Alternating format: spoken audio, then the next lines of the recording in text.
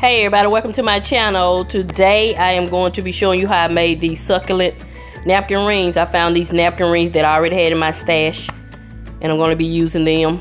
I'm going to use the succulents from the Dollar Tree. I'll be using some jute twine from the Dollar Tree and my glue, my duo all-purpose glue and my glue gun. I'll be using this little knife and scissors. And the first thing I'm going to do is wrap the jute twine around the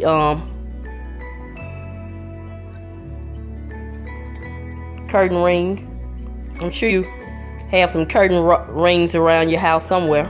This would be a great little project to do if this is something you're interested in. But I'm just going to decorate it with the little jute twine. I saw these in Hobby Lobby. I think they were only like $3 each, but I can make them for $1 because I already had the all the accessories.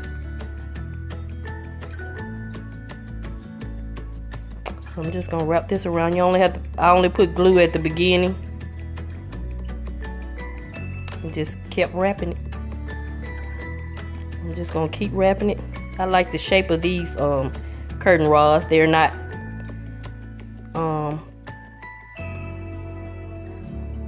in the circle pattern. They're kind of oval shaped.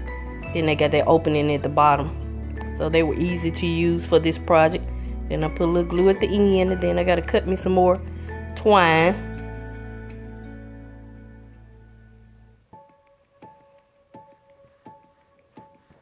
I try to do DIYs with items I already have.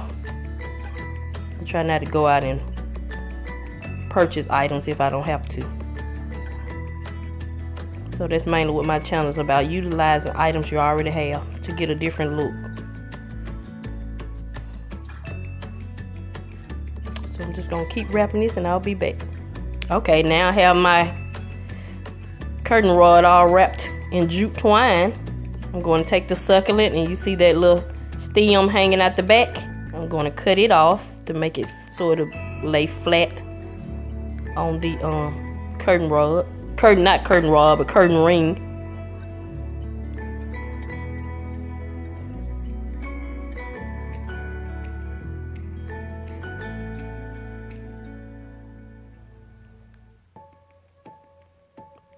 I'm gonna lay my succulent face down and put some glue right there in the middle so that the succulent can stay together. Because once you cut that stem off, it kind of falls apart. So that's what I'm doing here, and I'm gonna put some glue on the ring also.